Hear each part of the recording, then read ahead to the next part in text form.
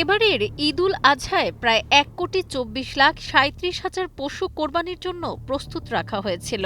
এর মধ্যে ৯১ লাখের বেশি পশু কোরবানি করা হয়েছে।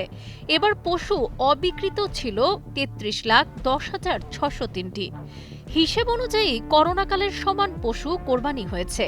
এদিকে দেশের চামড়া ও চামড়াজাত শিল্প বিশ্ববাজারে প্রতিযোগিতার সক্ষমতা হারাচ্ছে।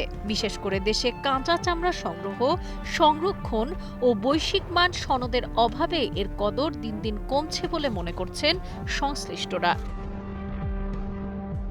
গত বছরের তুলনায় পশু কোরবানি কমেছে ১২,৭২,০০০। প্রাণী সম্পদ অধিদপ্তরের পরিসংখ্যান পর্যালোচনায় এই পরিস্থিতির বিষয়টি জানা গেছে। এই ঈদে জামা জুতো অ্যাক্সেসরিজের ডিসকাউন্ট। অধিদপ্তরের পরিচালক ডক্টর এবিএম খালেদুজ্জামান কালের কণ্ঠকে জানান, স্ট্র্যাটিফাইড র্যান্ডম স্যাম্পলিং এর ভিত্তিতে তথ্য সংগ্রহ করে এবারের হিসাব করা হয়েছে। প্রতিটি উপজেলার ৩টি গ্রাম, ছোট, মাঝারি ও বড় থেকে অন্তত ১% নমুনা সংগ্রহ করে হিসাব করা হয়েছে।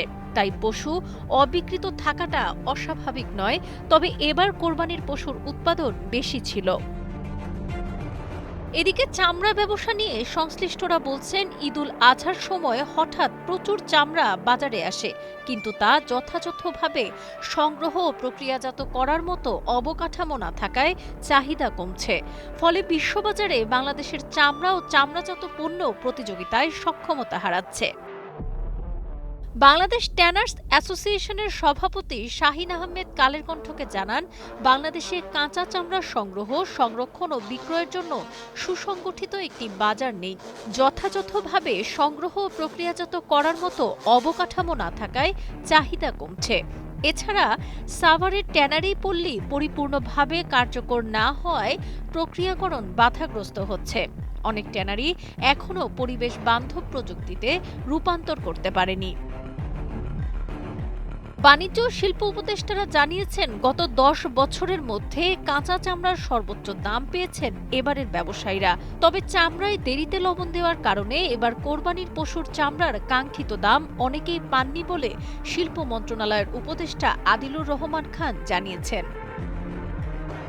এবার ছাগলের চামড়ার দাম নেমে এসেছে মাত্র ৫ টাকায়। দাম না পেয়ে কেউ কেউ চামড়া পুঁতে ফেলেছেন, কেউ বা ডাস্টবিনে ফেলে দিয়েছেন।